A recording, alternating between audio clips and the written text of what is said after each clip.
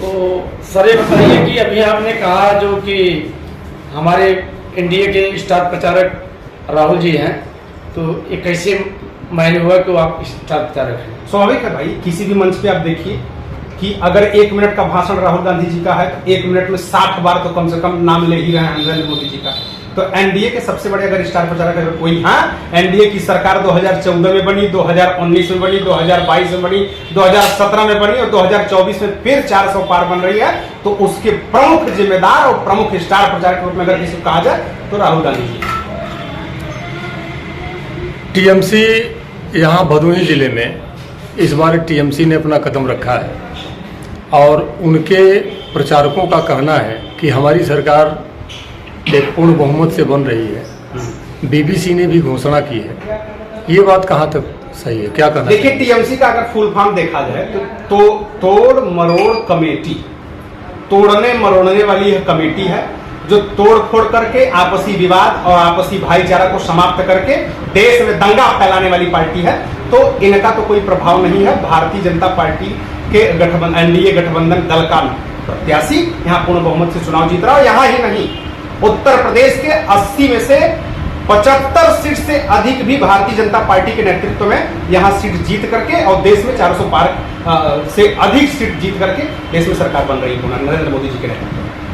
कल अखिलेश जी का आगमन हो रहा है भदोही में, उनके लिए क्या कहेंगे? देखिए, उनका स्वागत है और मैं ये जरूर कहना चाहूंगा कि परिवारवाद से कभी देश का विकास न हुआ है न होगा। जो मौखिक समाजवाद की बात करने वाले व्यक्ति हैं वो कभी राष्ट्रवाद और विकासवाद की बात नहीं कर सकते हैं। वो केवल और केवल परिवार के उत्थान हेतु ही काम किए हैं और करेंगे। तो ममता जी क्यों नहीं आ रही हैं उनके प्रचार में? भदोही में ममता जी इसलिए नहीं आएंगी चूंकि यहाँ के लोग ज्यादा से अधिक संख्या में उत्तर प्रदेश के भदोही जनपद के लोग कलकत्ता में निवास करते हैं रोजी रोजगार के लिए। तो वो अच्छी तरह जानते हैं कि उनके साथ क्या दुराचार दुर्व्यवहार हो रहा है। इसलिए यहाँ के लोग तो इंतजार कर रहे हैं कि ममता जी आए भदोही में।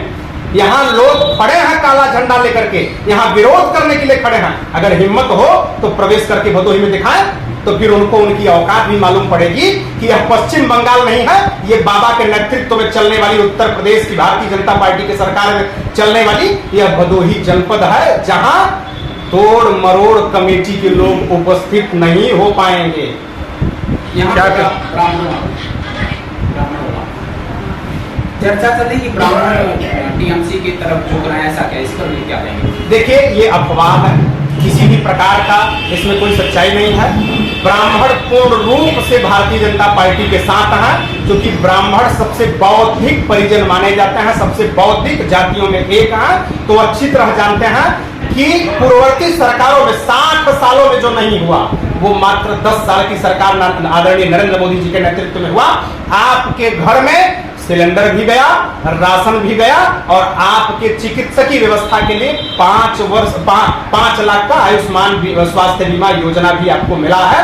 तो यहाँ के बौद्धिक ब्राह्मण जानते हैं, उनको केवल बरगलाया जा रहा है। मैं केवल प्रश्न करना चाहता हूं जो लोग बरगला रहे हैं कि ब्राह्मण भाजपा के साथ नहीं है, टीएमसी के साथ है, उनसे पूछना चाहता हूं कि ब्राह्मण तो मनीष शुक्ला भी थे जिनकी हत्या हो गई, दुर्दांत हत्या करा दिया गया।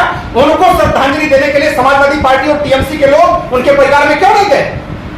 उनके परिवार में श्रद्धांजलि देने के लिए कोई भी टीएमसी का लीडर और समाजवादी पार्टी का लीडर नहीं गया।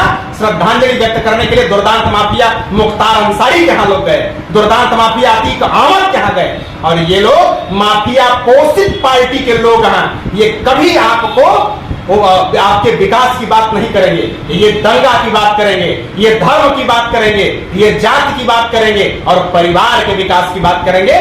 जनपद के विकास की और देश के विकास की कहीं बात नहीं करेंगे। ये बरगला रहे हैं। ब्राह्मण पूर्णतः 100 में से 100% एनडीए गठबंधन के प्रत्याशी के साथ ब्राह्मण जाति है। क्या करना चाहेंगे? जनता के लिए क्या संदेश है? जनता के लिए मेरा यह संदेश है, मेरा निवेदन है कि आप विकास को चुनिए, भाषा परिवारवाद को नहीं, मौखिक समाजवाद को नहीं, बल्कि राष्ट्रवाद को चुनिए, विकासवाद को चुनिए, व्यक्तित्व को चुनिए, शिक्षा, चिकित्सा, रोजगार के लिए काम करने वाले एक मुखर वक्ता को चुनिए जो उच्च सदन में जाकर के, देश की सदन में जाकर के आपके विकास की बात कहे और आपकी व्यवस्था की लड़ाई लड़े।